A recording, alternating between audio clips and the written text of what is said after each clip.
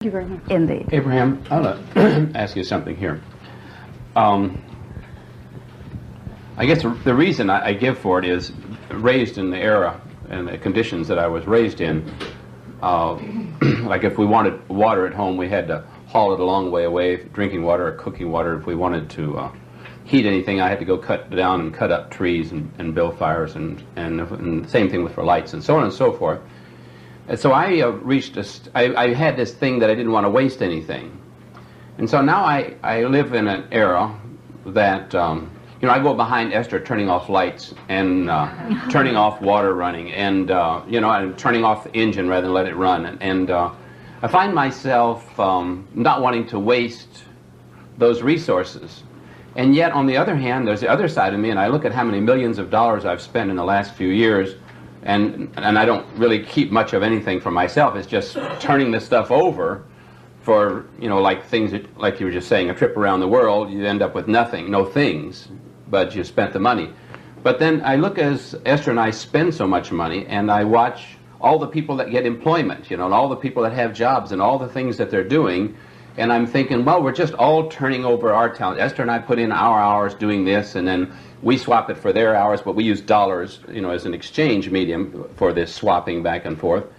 And so then I'm realizing, so maybe waste is a good thing. Maybe the more I waste, okay, years ago, when they started passing laws against litter bugging, well, I just kept littering for a long time. I just kept throwing stuff, because I was giving people jobs, and so I just get bags and papers, and I used to smoke and throw all my cartons and everything out the window because I saw all those people were getting jobs picking up stuff on the road, and they usually weren't good at other things, apparently. I had that feeling, and so this was assuring a lot of people of work if I just kept littering. And so I littered for years until they really started closing in on people, and I quit.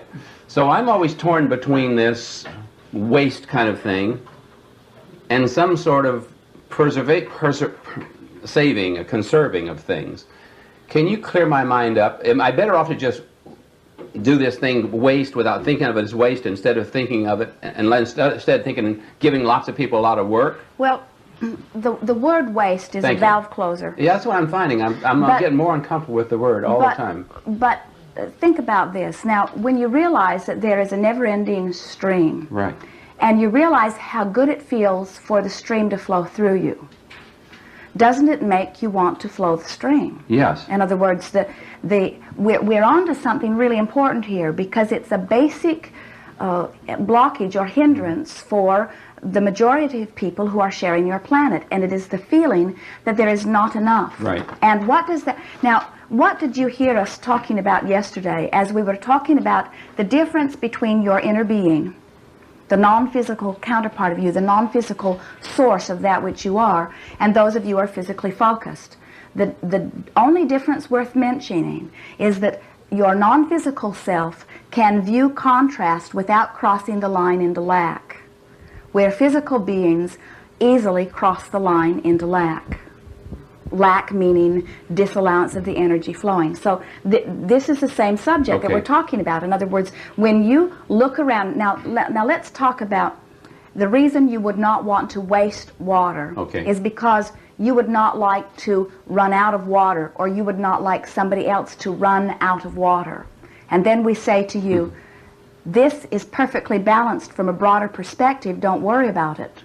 And you say, well, I would like to believe that. It actually feels better to believe that. All right, I'll go with that a little while, you say. And then you say, we don't want to run out of fuel for our automobiles or fuel to heat our homes. And we say, that is orchestrated at a non-physical level. In other words, when you understand that if you have the ability, no matter where you are in the chain of creation, whether you are a non-physical flower or a physical flower, when you have the ability to focus on an object of attention, the energy will always fulfill your object of attention, which means there is no possibility of you ever running out of anything that is important to you. Inherently, that is illogical and not possible. But as individuals who don't understand that, you can block the stream. And when you block the stream or resist the energy, then you experience shortage. And as you experience shortage and you offer a physical example of shortage, and then others hold you as their object of attention, now they are blocking the stream too. So the way you cause diminishment of the resources is not by using them.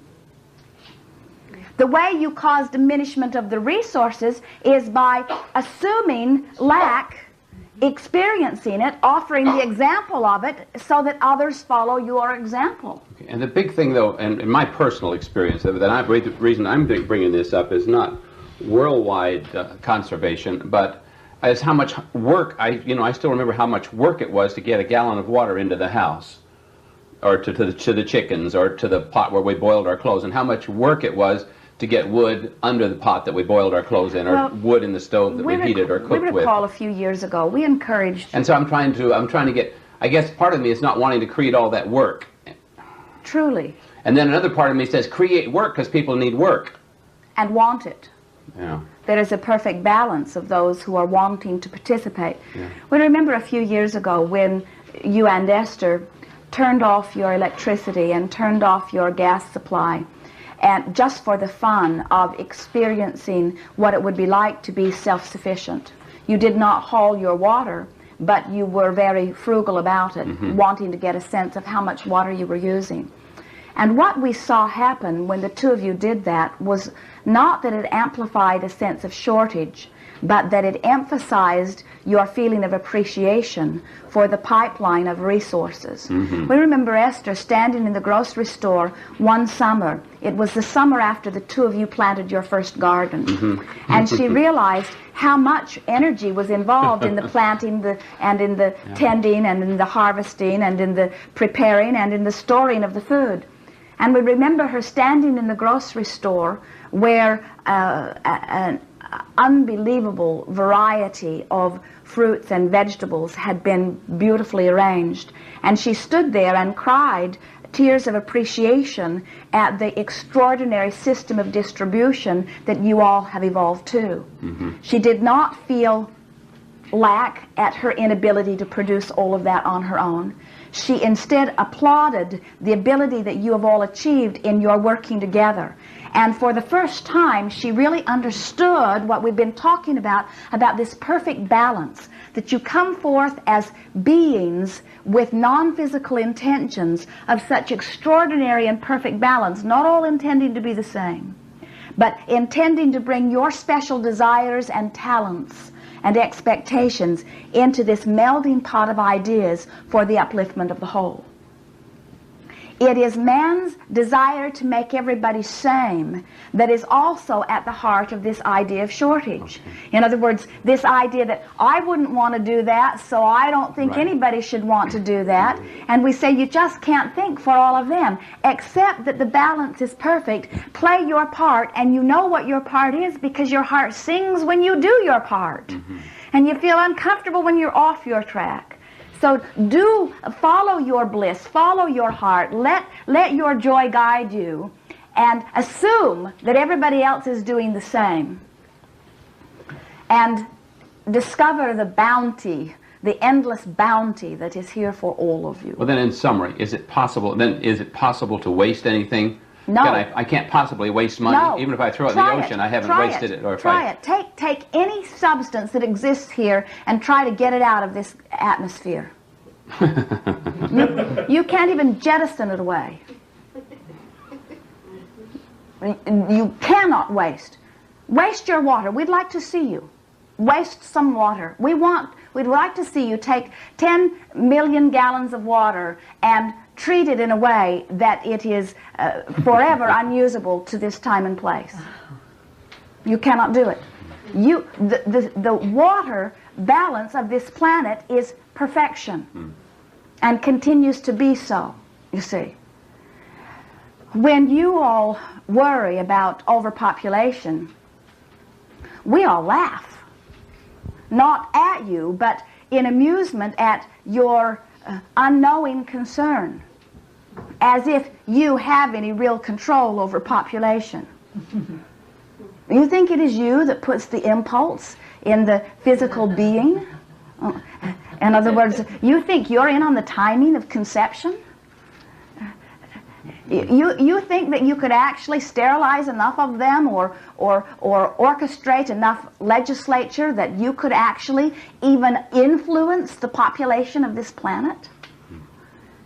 There could be a little pocket of society that gets all uptight because they live on a little island and have too many people on it that could legislate some laws, but lots of them would get away and go to other places. And if that were true, then the impulse for population would just be increased in another area. They'd get on boats and travel around. In other words, you cannot orchestrate these things from the physical experience, and your attempt to do so frustrates the life out of you. It is your concern of shortage that diminishes your experience, and is your acknowledgement of abundance that enhances it. And when you finally get it that all really is well, and that you cannot screw it up no matter how many of you try, the worst thing that can happen is that you can pinch yourself off from the well-being, but there is always and every day a whole new batch of new babies born who do not know your patterns of resistance. Thank you. Indeed.